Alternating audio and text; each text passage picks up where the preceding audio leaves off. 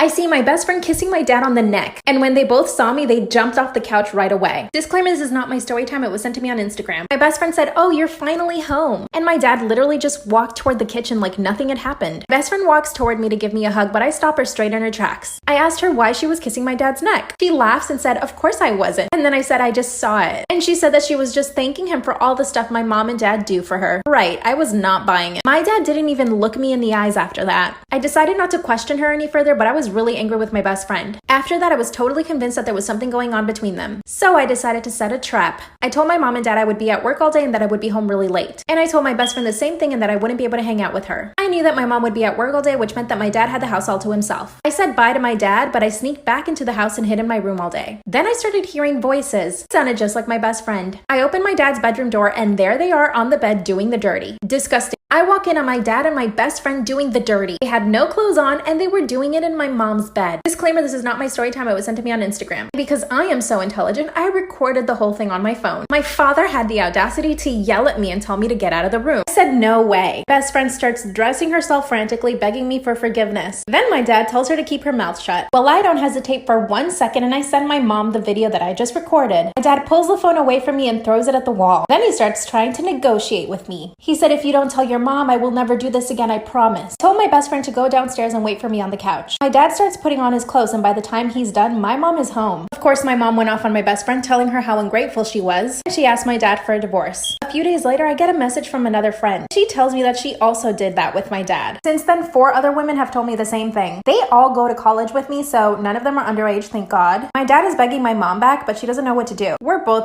Storytime about how I was groomed for almost 2 years and didn't even know it. So a little background information. When I was 15, my house burnt down, and I went into a little bit of a depression. So after losing everything, my 6 siblings and I had to move into a 3-bedroom place with my grandparents. And a month or so later, I was looking for friends. Someone to talk to or pretty much anything that would just make me feel better. Well, this guy messaged me, and he said, "You're pretty as shit." And I'm 15, so a bitch was excited. Well, 2 weeks later, I asked my mom if I could go over my friend Samantha's. And of course, she said yes, because I had stayed with Samantha a lot during this time. Also because there was barely room for any of us in this 3-bedroom house. So a little background information on my parents. My mom had been a police officer for 12 years. Sadly, she had to retire because of a neck surgery. My ex-stepdad was and still is a police officer today. Anyway, so my mom asked for pictures whenever I went over Samantha's to make sure I was really there. Like for part 2.